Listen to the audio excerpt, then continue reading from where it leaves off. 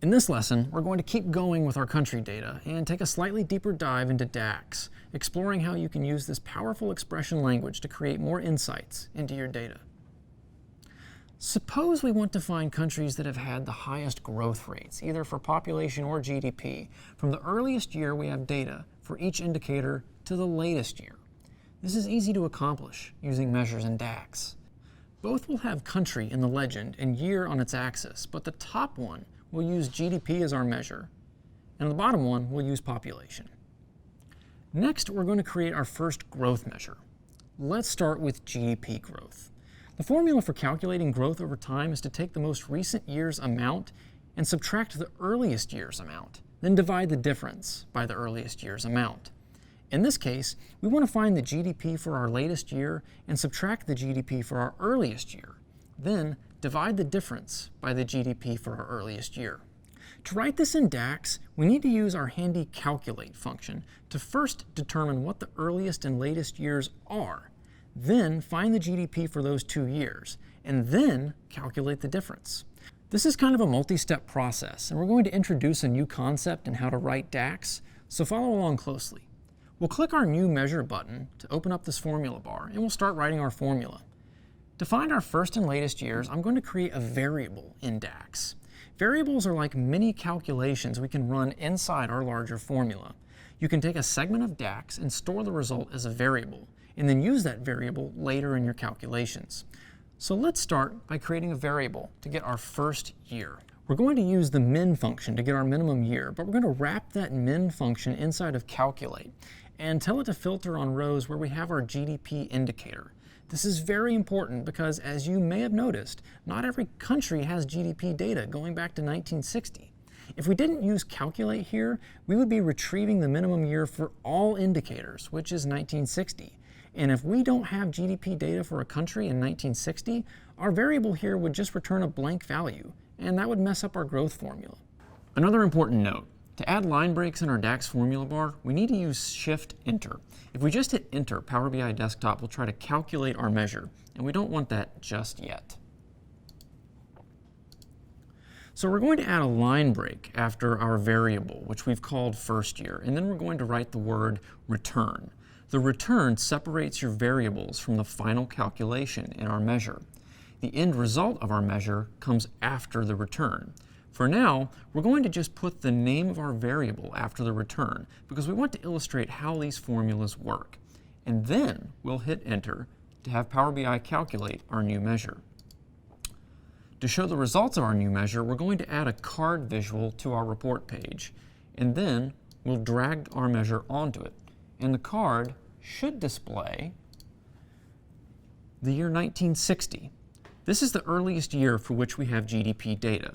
Now remember, this is the earliest year of GDP data for all countries, but individual countries may not have data going back this far. That's why we used the calculate function in our variable. Let's jump back into our GDP growth formula by clicking on it, and again examine what this is doing. We're calculating the minimum year where we have a GDP indicator and storing that result as a variable named first year. And then we're returning that variable. Simple enough. So let's keep going with our formula. Next, we'll add a latest year variable to store the max year of our GDP indicator. And it looks almost exactly the same as the variable before it.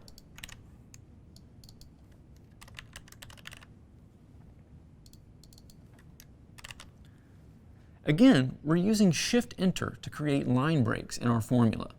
Next, we'll add a variable called first year GDP, where we're going to calculate our GDP measure, but we're going to filter the results to just those rows where the indicator year is equal to our first year variable.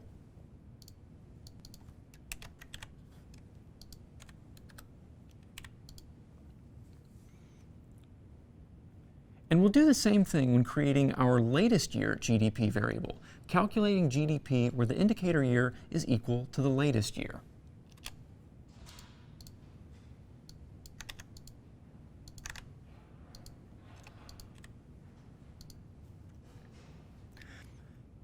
So we've added 3 more variables, but notice how these last 2 variables rely upon the first 2. We're creating variables that reference other variables.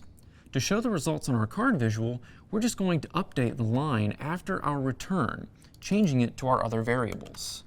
So we'll start with latest year and hit enter.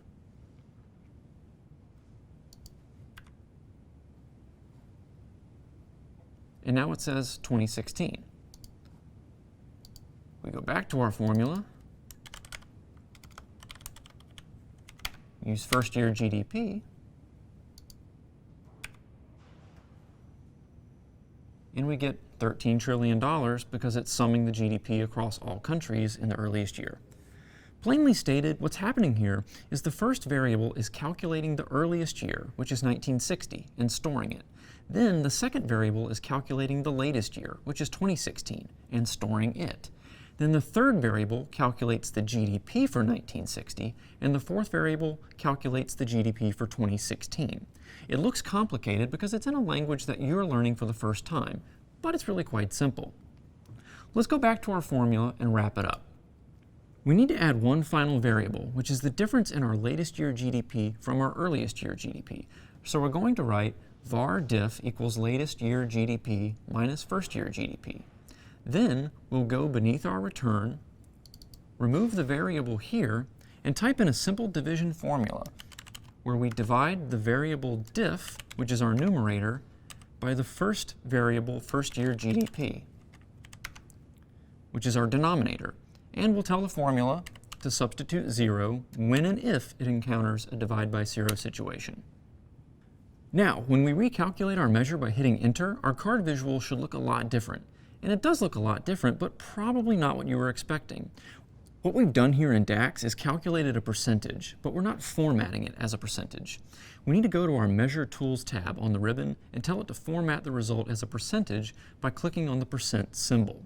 That will reformat our card visual into something that hopefully makes a little more sense. Let's actually delete our card visual now because we were just using it for demonstration purposes, and what we really want to show is GDP growth per country. To do that, let's add our new GDP growth measure to that table we created so we can see what it looks like. Next, we're going to copy our GDP growth measure and paste it into a new measure, but we're going to tweak it so it calculates population growth instead.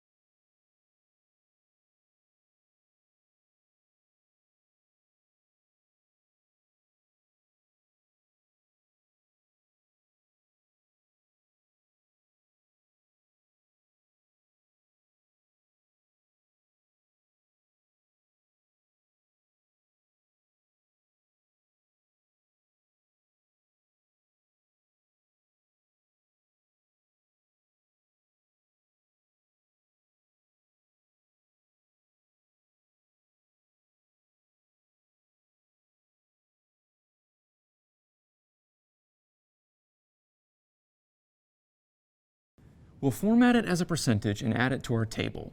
And now we've got a page where we can see the countries that grew their GDP or population the most since 1960. And we can click the table to focus our two line charts on particular countries, watching the growth occur over the last 60 years.